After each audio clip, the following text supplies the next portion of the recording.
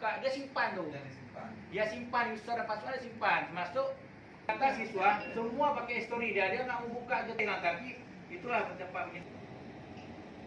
Tapi kurang mengerti lah. Ya, jangan kalian berusaha itu. Saya berusaha, cuma ada itu murah. Sekarang yang